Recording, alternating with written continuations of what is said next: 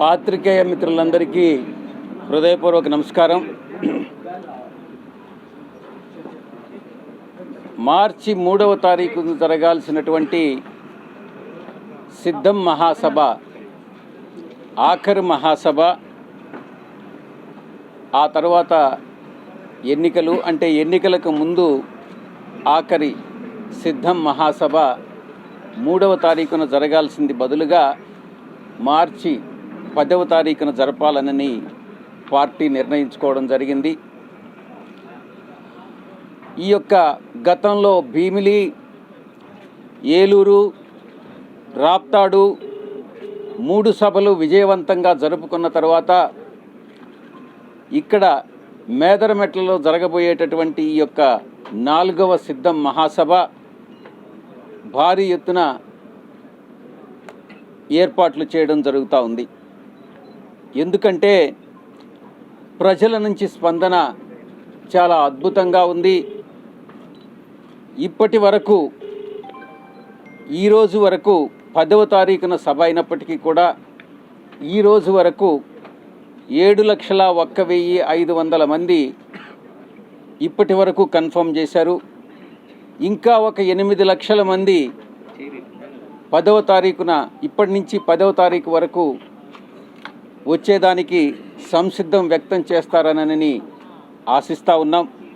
మొత్తం ఈ సభకు 15 లక్షల మంది హాజరవుతారన్నటువంటి అంచనాలు.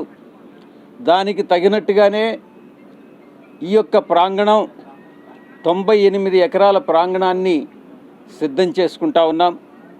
హైవేలో, నేషనల్ హైవేలో ఈ యొక్క 98 ఎకరాలు కాకుండా వచ్చినటువంటి బసెస్కి కానీ వాహనాలకు కానీ పార్కింగ్ సదుపాయం అంతా కూడా కలిగించే ఏర్పాట్లు చేయడం జరుగుతుంది. ఈ యొక్క సభకు గుంటూరు, బాపట్ల, పల్నాడు, ఒంగోలు, నెల్లూరు, తిరుపతి పార్లమెంటు జిల్లాల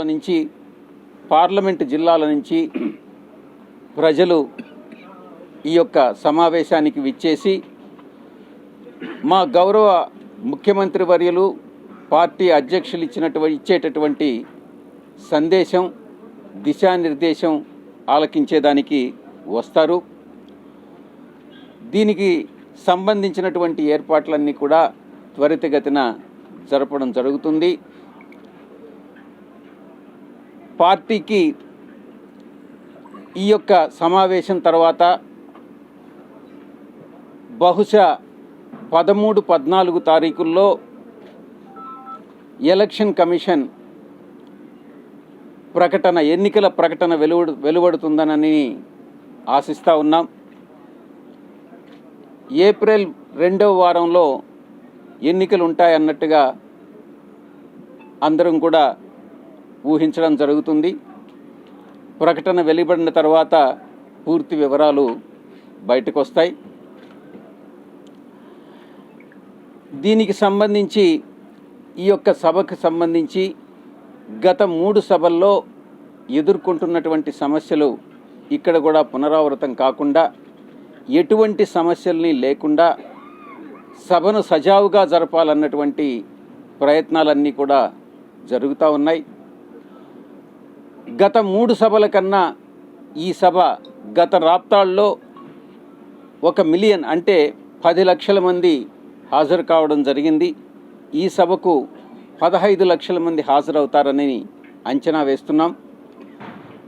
ఈ సభలకు వచ్చేటటువంటి ప్రజల నుంచి వస్తున్నటువంటి స్పందనగా చూస్తే క్షేత్రస్థాయిలో ముఖ్యంగా బడుగు బలహీన వర్గాల్లో, బీసీ, ఎస్సీ, ఎస్టీ, మైనారిటీస్లో, ఈవెన్ అగ్రకులాల్లో కూడా ఎవరైతే పేదలున్నారో వాళ్ళ దగ్గర నుంచి అపూర్వమైనటువంటి స్పందన వైఎస్ఆర్ కాంగ్రెస్ పార్టీకి, పార్టీ అధ్యక్షులు జగన్మోహన్ రెడ్డి గారి నేతృత్వంలో కనపడతా ఉంది. గడిచిన 4 సంవత్సరాల 10 నెలల కాలంలో పార్టీ అనుసరించిన విధి విధానాలు కానీ, పార్టీ అమలు చేసినటువంటి సంక్షేమ పథకాలు కానీ, పార్టీ ప్రభుత్వం అమలు చేసినటువంటి అభివృద్ధి పథకాలు కానీ ఇవన్నీ కూడా ప్రజలకు వివరిస్తూ ఉన్నాం. ఈ సభలో కూడా వివరించడం జరుగుతుంది. ముఖ్యంగా ఈ 6 జిల్లాల పార్లమెంటు జిల్లాలకు సంబంధించి పార్టీ కానీ, ప్రభుత్వం కానీ ఎటువంటి సంక్షేమ కార్యక్రమాలు, ఎటువంటి అభివృద్ధి కార్యక్రమాలు చేపట్టిందన్నటువంటి విషయాన్ని సవివరంగా తెలియజేయడం జరుగుతుంది. గతంలో ఏ రాజకీయ పార్టీ కానీ, ఏ ప్రభుత్వం కానీ చేయని విధంగా ఈ 4 సంవత్సరాల 10 నెలల కాలం ఇచ్చినటువంటి సుపరిపాలనని ప్రజలకు వివరించడం కూడా జరుగుతుందని నేను తెలియజేసుకుంటా ఉన్నాను. రాజకీయ పక్షాలు పొత్తులు పెట్టుకోవడం సహజం. వైఎస్ఆర్ కాంగ్రెస్ పార్టీ మొట్టమొదటి నుంచి కూడా ఎవరితో కూడా పొత్తు పెట్టుకోకుండా ఇండిపెండెంట్గా స్వయంగానే పోటీ చేస్తుంది. ఈ ఎన్నికల్లో కూడా స్వతంత్రంగానే పోటీ చేయడం జరుగుతుంది. ఎవరితో వైఎస్ఆర్ కాంగ్రెస్ పార్టీకి పొత్తు ఉండదు.